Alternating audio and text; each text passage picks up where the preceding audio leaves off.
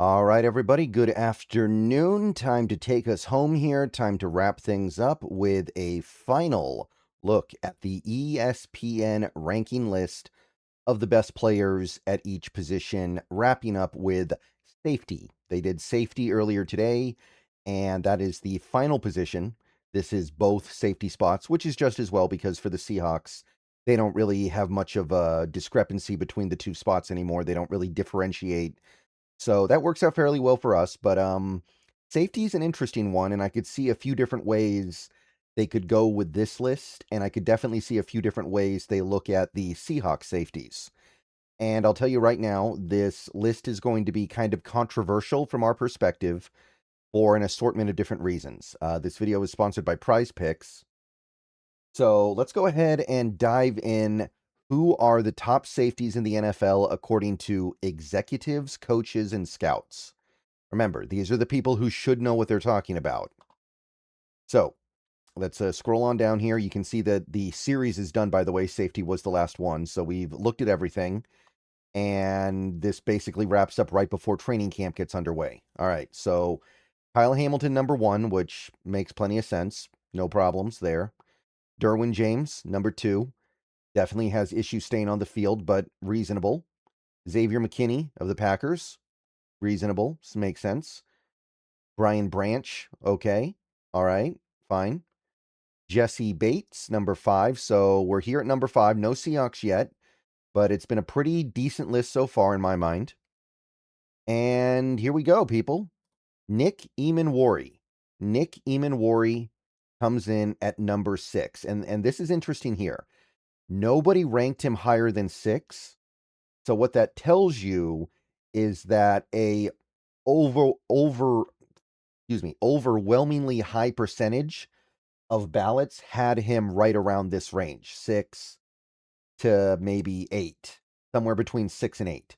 That's the only way that could happen, because some people had him ranked lower and some people didn't rank him at all, obviously. So there must have been a very high percentage of players or ballots that had him around the range of number 6 or 7 or 8. So therefore, there seems to be some consensus that he's not quite elite yet, but he is very close to it. And obviously this comes from a few different things: his play, his talent, his potential, the fact that he's only 22 years old right now. But before we get into any of that, I think the first question is he actually a safety? And I think the answer is, based on the way the Seahawks use him right now, the answer is no. So this one's kind of weird. And this is definitely something I've seen people talk about, but let's talk about it some more. So Nick Emmanwori, by and large for the Seahawks, is a slot corner. And honestly, even if you don't consider him a slot corner, you'd still probably consider him like a linebacker more than you would a safety. He didn't really do a lot of safety stuff last year. I know that on some level, people look at him as a safety because that's what he was in college. That's what he was drafted as. It does feel kind of weird to list him as a safety, though, when as of right now, we're not really using him in that capacity that much.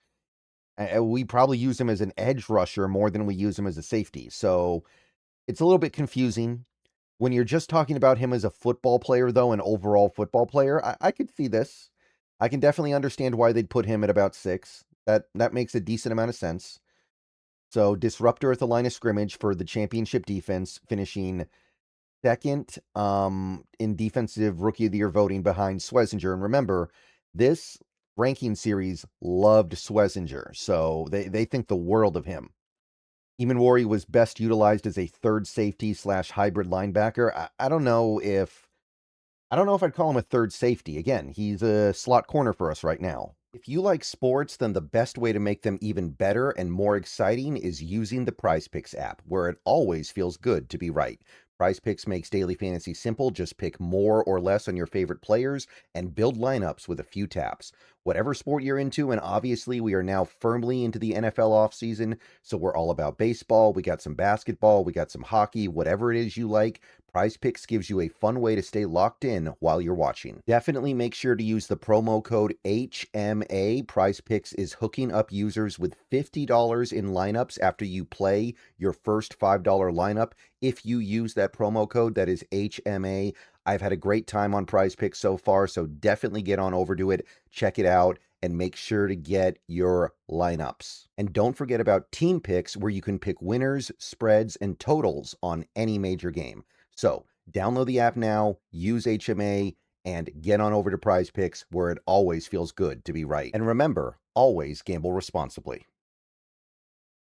The results, 2.5 sacks, pass breakup rate of 2.1%, which is second highest among safeties. Again, he's not really a safety. He was, however, the only NFL player, including the playoffs, with at least 15 QB pressures and 10 pass breakups, so that's true regardless of his position. Emmanwori appeared on nearly 80% of ballots, so again, there seems to be some consensus here that he's not top 5, but he's very close. Major upside, he's so impressive for where he is at such a young age. He's got all the physical measurables, which, I mean, that's what we talk about with him. There is, however, one little quote here at the bottom that has definitely drawn some attention from an AFC executive. According to this AFC executive, Emmanwori is a one-trick pony because he doesn't play as well going backwards as some of the top safeties.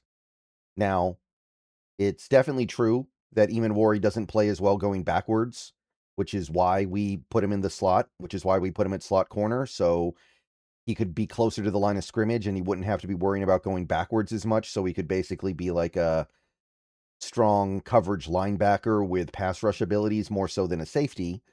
So that's true, but Emmanwori is the least one-trick pony player in the league, maybe. Like, that is a really weird phrase to utilize when trying to describe Nick Emmanwori, given the fact that he covers, he blitzes, he tackles, he stops the run, he blocks field goals apparently too, because remember, he blocked a field goal last year, plays in the box, even can do some stuff playing outside, even though we didn't use him like that very much.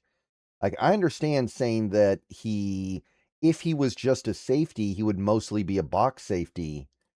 But one-trick pony is not the word, or excuse me, the phrase I would use to describe Emmanwori at all.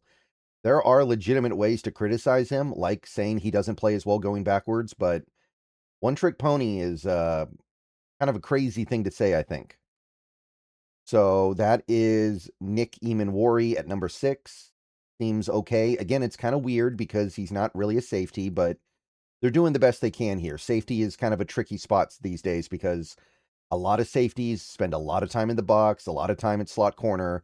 Emmanwori just to an extreme amount. Antoine Winfield at 7, Budda Baker at 8, Kirby Joseph at 9, Kalen Bullock at 10. So there's your top 10. Honorable mention, Jalen Petrie, I don't know how to pronounce his last name, of Houston. Morig of Carolina. Xavier Watts. Kobe Bryant, our old buddy here, comes in as an honorable mention. I guess you could say number 14. I love him. He's a corner by trade, so he has good feet and ball skills, but he will hit now too. So Kobe Bryant does make honorable mention, and Grant Delpit does as well from the Cleveland Browns. So you get down to also receiving votes. Minka Fitzpatrick, Jalen Ramsey, Kevin Byrd, Brian Cook, Hafunga, Brandon Jones, Julian Love. So Julian Love does come in here, but he's not even in the top 20. He's, I guess if this is in order, which we don't know if it is, 22nd. Hold that thought. Javon Holland, Quentin Lake, Amani Hooker, Jalen Thompson, Antonio Johnson. So that is the list of safeties who at least got some love from the top 10 lists. But let's talk about the Julian Love thing for a second, because this is where it gets kind of weird and tricky. Julian Love is very clearly a better player than Kobe Bryant. He is. And I don't know if Julian Love should still be in the top 10. Like, I look at a guy like a Kalen Bullock. I look at a guy like a Kirby Joseph. Maybe Love is better than them. Maybe he's not. I don't know. But to me, not having Love in honorable mention, that has to be because people kind of forgot about him because he was injured most of last season.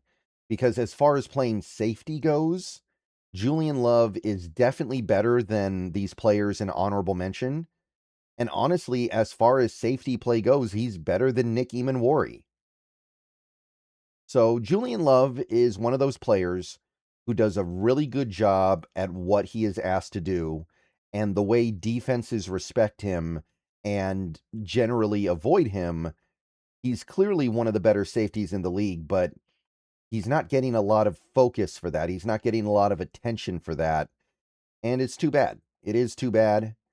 It just feels very backwards, right?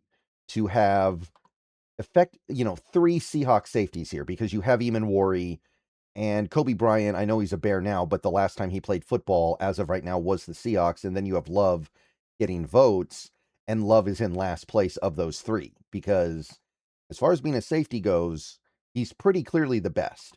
Now, I can understand why Emmanwori would rank ahead of him, because Emmanwori is so young, he's going to get better, he has more potential, etc., etc. That stuff makes total sense to me, and I'm not hating on that, but to me, Julian Love not even being an honorable mention compared to guys like, I mean, we saw them both on the same team for a few years. Kobe Bryant, like, it's not even particularly close. The only reason why it would be close is because Love just missed a bunch of games with injury, but this list is pretty clearly trying to ignore stuff like injury, especially if it's not chronic or repeated. So the Love that we've seen over the last few years in Seattle, clearly a top 15 safety. And having him behind Kobe Bryant, and on some level, I would even go with Nick Emmanwori, just feels wrong. So that feels like a little bit of a miss, but it's a mixed bag of a miss, right? Right? Because on the one hand, I don't know if Emmanwori should be here. He should be, but he also shouldn't be. But Love, oh, I'm sorry. Did I okay, we're fine. But Love not even getting honorable mention, just I find that very hard to believe. Again, we had the number one defense last year. It's okay to have a ton of Seahawks on these lists because, I mean, that's how you build a great defense. So that's the end of the series. The other players, Javon Holland, Quentin Lake, Amani Hooker. Yeah, okay, we already did that. So obviously, Ty Okada wouldn't be on this list. Most people don't even know who he is yet. Maybe this year we'll change that. But that is the end of our little series on ESPN. Again, it's one of my favorite running series that ESPN does.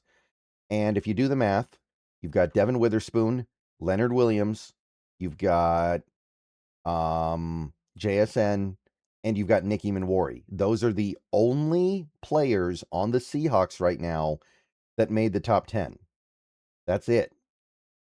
Witherspoon, Leonard Williams, JSN, and Nick Emmanwori.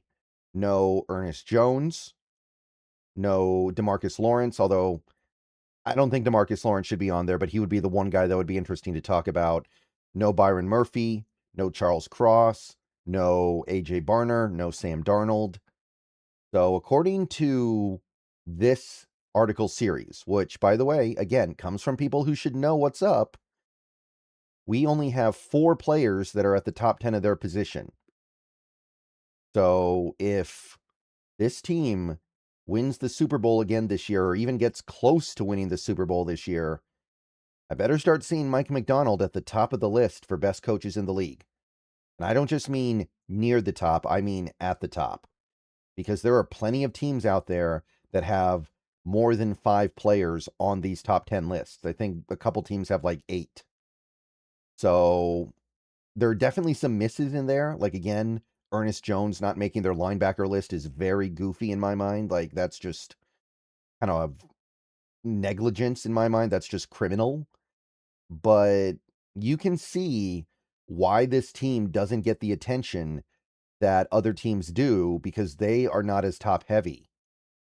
But, and this is something we've talked about before, what this team does really well is they have a lot of net positive players that are not necessarily top 10 at their position. Guys like AJ Barner, guys like Abe Lucas, guys like Charles Cross, guys like Gray Zabel, guys like Sam Darnold, guys like Drake Thomas. So, something to keep in mind. How do you build a team? Do you build it top heavy, or do you build out the foundation first? I guess we'll find out. All right, so let me know what you guys think about this. This is going to be the last one. And I'll see you guys soon. Go Hawks. Probably one more video later tonight, but if not, see you guys tomorrow, and go Hawks.